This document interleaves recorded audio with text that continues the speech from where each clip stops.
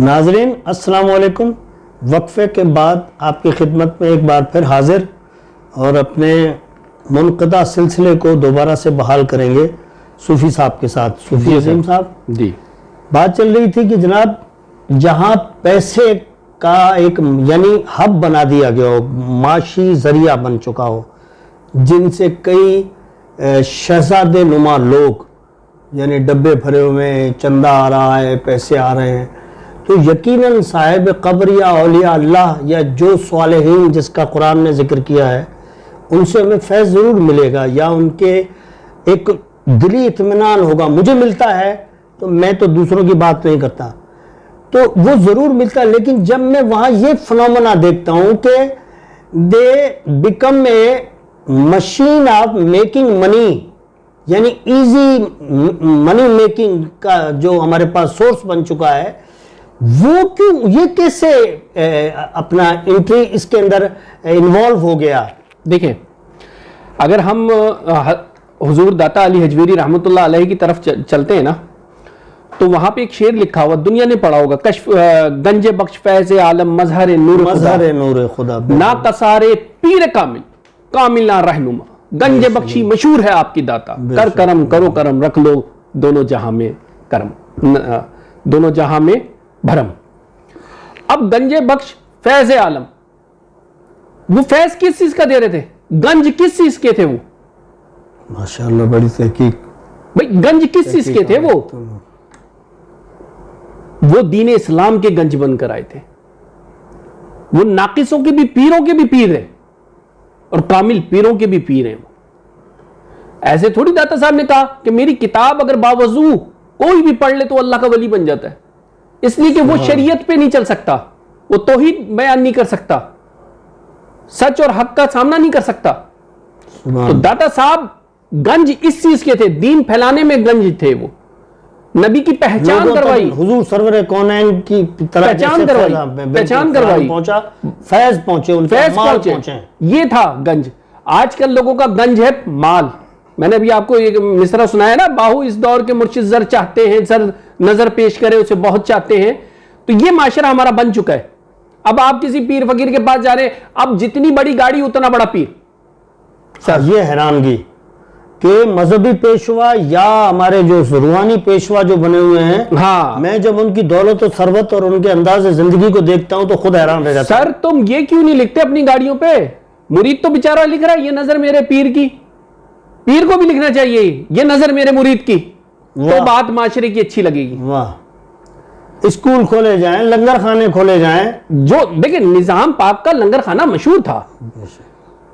आपके पास एक शख्स गया, उसने कहा निजामुद्दीन औलिया दिल्ली से कुछ दूर एक ईसाई है और उसके पास रश लगा रहता है और लोगों को हुजूम होता है और वो जिसके ऊपर दम करता है वो शिफा हो जाती है उसे। तो निजाम पाक ने कहा मुझे लेके चलो। कहेगा हुजूर आप वक्त के काजी हैं, आपको कैसे ले जाए? बोला नहीं मैंने जाना है।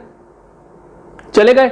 उस ईसाई ने देखा कि निजाम पाक आ रहे हैं तो वो खड़ा हो गया। तो बस आपने उसको इशारा किया बैठ जा, और आप उसके करीब जाके बैठ गए।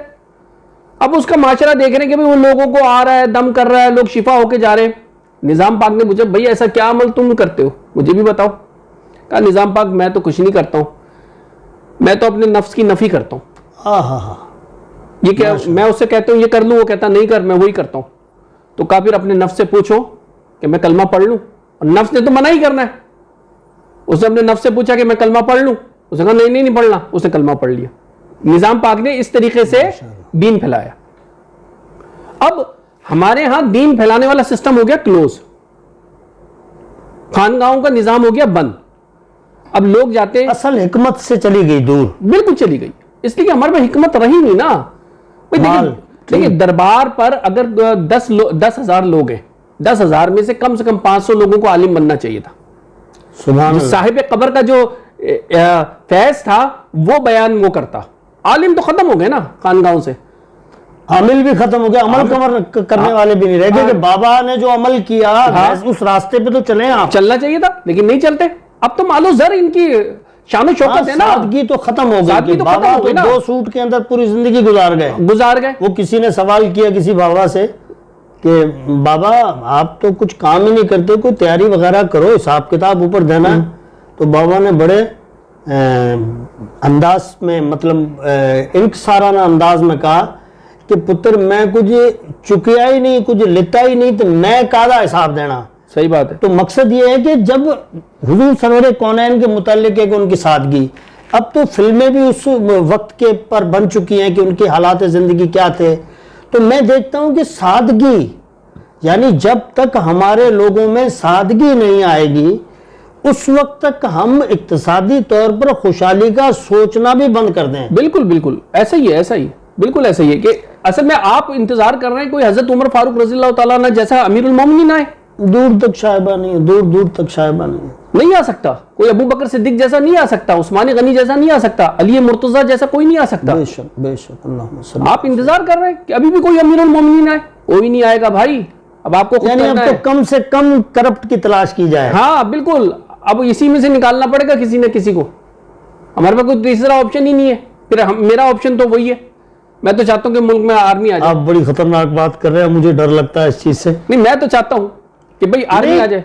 आखिरी हल तो यही है, लेकिन इंटरनेशनल ऑब्लिगेशंस जो हैं, जिसके सिग्नेटरीज हैं हम, यानी 1945 में जब हम इसके मेंबर बने, तो उसके बाद उस इंटरनेशनल बॉडी की कुछ, अब सबसे पहले वो पैसे रोकते हैं। हमारे पैसे पहले ही नहीं है बैंक में, बिल्कुल नहीं है। डॉलर्स की शक्ल में हम चीजें खरीद नहीं पा रहे हैं, अपनी एलसीज नहीं खोल पा रहे हैं। सही। तो मेरा कहने का मकसद है कि कोई दूसरा हल निकाला जाएगा या इसी को चलाएं। लेकिन वही बात आपकी आ रही है कि रूहानियत से खाली एक बड़े घर वाला किसी गरीब को क्या घर बना के देगा। अगर उसने गरीब को घर बना के देने होते तो अपने घर के हिस्से करके बांटे ना। वो मैं पहले भी कहता हूं कि 4000 घर में आप रह रहे हो, 4000 घर में एक कॉलोनी बन जाती है। सर पहले बच्चा बीमार होता था ना, तो मस्जिद के इमाम को बुलाते थे, दम करवाते थे और शिफा हो जाती थी। सुभान अल्लाह। घर में कोई बीमार होता था ना, तो मौलवी फकीर को लाते थे, दम करवाते थे, शिफा हो जाती थी। अब तो इतने दम करवा करवा के लोग थक गए, कहते शिफा नहीं होके दे रही। कहां से शिफा होगी भाई? शिफा के लिए अपने दिल को साफ करना पड़ेगा, अंदर की कालिक को खत्म करना पड़ेगा। वाइज कौम की हाँ। पुख्ता ख्याली ना रही, बिल्कुल बर्क तबी ना रही, शोला मकाली ना रही, बिल्कुल ऐसी ऐसी इकबाल ने सही कहा है। रस्म अज़ां रूह बिलाली ना रही। बिल्कुल इकबाल ने भी सही कहा है कि मोहम्मद से वफा तूने तो हम तेरे, हाँ। ये जहां चीज है क्या लोह कलम तेरे। अब यहाँ मोहम्मद से मोहब्बत का मतलब है कि उनके अमाल पर चलना शुरू कर दो। उन जैसे तो तुम सदियों क्या मगर इबादतें करो तो नहीं बन सकते, नहीं बन सकते। उनके कम से कम तबा ताबीन सहाबी के रास्तों पर भी अगर चल लो, जिन्होंने तो दुनिया से कहते हैं कि मैंने कुछ लिया ही नहीं, तो मैंने हिसाब कहा था। अल्लाह निजात देगा, निजात पाओगे। यानी हमारी जो जबान में से या मौलवी की जबान में से जो चीज गई है वो ये वजह है इसकी। बिल्कुल यही वजह, पैसा मालो सर। नाज़रीन, लाइट क्या प्रॉब्लम की वजह से अपने प्रोग्राम को हम यहाँ वक्फा लेते हैं और उसके बाद यहीं से दोबारा शुरू करेंगे।